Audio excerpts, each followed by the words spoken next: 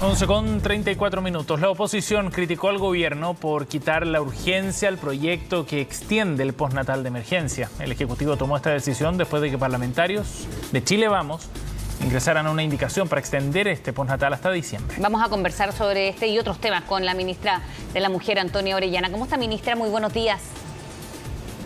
Hola, Fresia. Hola, Sebastián. Hola, buenos días. Buenos días. Bueno, involuntariamente quizás esto se volvió una polémica, ¿no? ¿Qué fue lo que pasó ayer con esta indicación que hace que se retrase la discusión del postnatal que se quiere extender por parte de algunos sectores de Chile Vamos?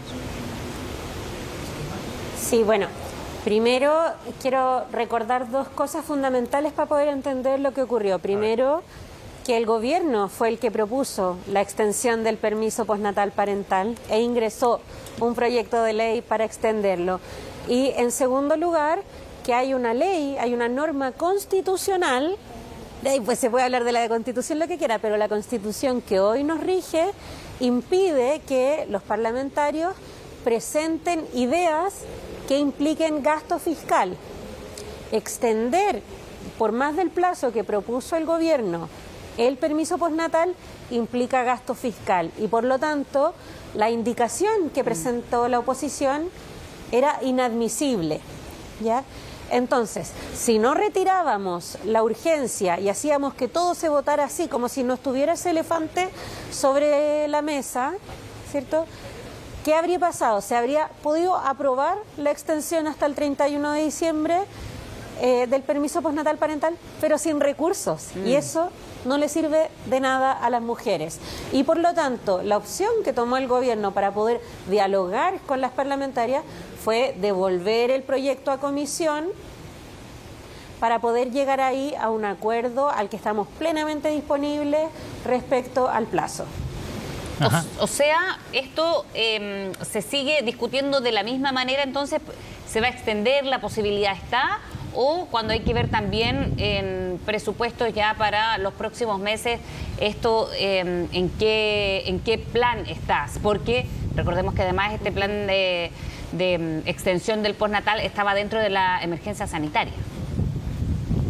Así es, la emergencia sanitaria hasta el momento, el decreto vigente es hasta el 31 de diciembre y es por eso que por algunas voces se ha planteado que esto se extienda en conjunto con la emergencia sanitaria hasta el 31 de diciembre. Ahora, hay que recordar que las condiciones sanitarias no son las mismas, estamos en un momento de retorno a la normalidad, estamos en un momento en el que no es un pic de virus respiratorios como el invierno y por lo tanto en un momento propicio para que niñas y niños también socialicen, que es una parte fundamental también de su desarrollo en conjunto, por supuesto, con el necesario apego. Ahora, ¿qué es lo que le queremos decir nosotros como gobierno a las mamás que están escuchándonos en este momento? Vamos a seguir trabajando para llegar a un acuerdo lo antes posible en la Comisión de Trabajo, porque efectivamente nuestro deseo era que el miércoles esto fuera ley.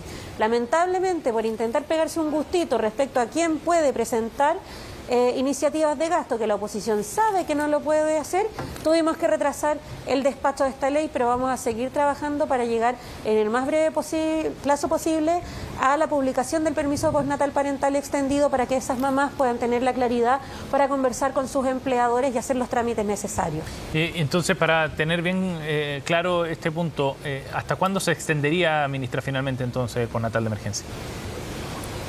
Como decía, el postnatal de emergencia está teniendo, por el momento, porque no ha sido despachado a ley, un efecto retroactivo desde el 1 de octubre, sí, ¿ya?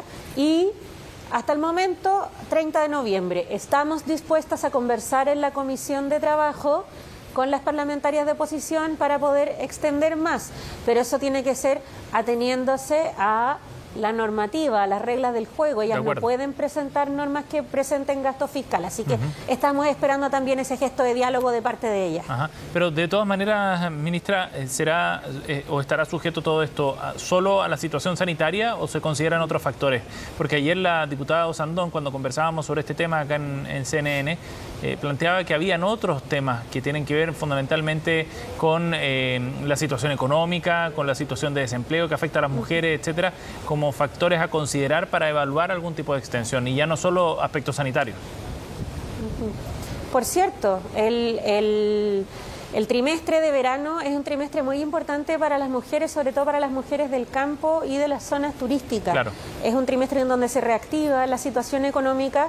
Uno de los principales objetivos de nuestro gobierno y del Ministerio de la Mujer es el trabajo de las mujeres, recuperar el empleo que lamentablemente en los últimos años retrocedimos producto de la pandemia y de no haber tomado medidas inmediatas más de una década. ¿Qué estamos haciendo al respecto? En primer lugar, hemos dispuesto en el presupuesto 2023 recursos para que nuestro programa de 4 a 7, que permite que las mamás trabajen tranquilas hasta el fin de su jornada, esté funcionando durante este trimestre de verano en las zonas turísticas y agrícolas, para que así las mujeres que trabajan en esas áreas tengan la tranquilidad del cuidado de sus niños. Respecto al permiso postnatal, creo que hay que distinguir.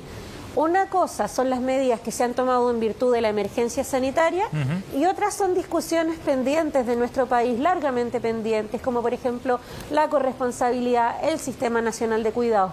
Pero no las podemos mezclar, porque las cosas de emergencia tienen fondos de emergencia, pero en cambio cuestiones permanentes necesitan ingresos permanentes y por eso es lo fundamental también de la reforma tributaria.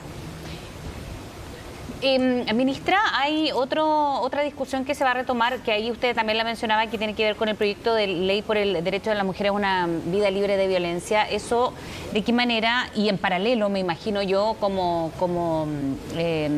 temas que importan a su ministerio se van a ir abordando de manera, no sé si paralela o prioritaria. Prioritaria, sin duda.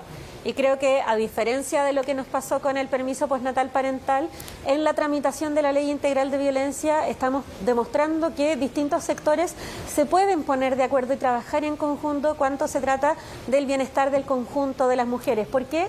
Porque para poder acelerar el trámite de la Ley Integral de Violencia hemos logrado un acuerdo entre la Comisión de Constitución del Senado, que preside el senador Walker, que no es oficialista, y la Comisión de Mujeres del Senado, que tiene de todos los sectores, pero es presidida por la senadora Pascual del Partido Comunista, y estamos sesionando con comisiones unidas para ir más rápido y nuestro objetivo es tener cuanto antes despachado a ley el proyecto por el derecho a una vida libre de violencia. ¿Qué es? Es una ley integral que reúne, ¿cierto? Actualmente la violencia contra las mujeres está desperdigada en unas 6 o 7 leyes, lo que hace más difícil la prevención, hace que lleguemos tarde y hace también que los tribunales sean menos eficientes. Entonces, ¿qué estamos haciendo? Juntando todo en una sola ley para mayor eficiencia y además, entre otras dos cosas, sé que el tiempo es poco, pero para aprovechar de contarles, estamos haciendo dos cosas muy importantes. Primero, estamos proponiendo que niños, niñas y adolescentes sean también víctimas y no solo testigos de la violencia, porque actualmente están desprotegidos en lo que se conoce como la violencia vicaria.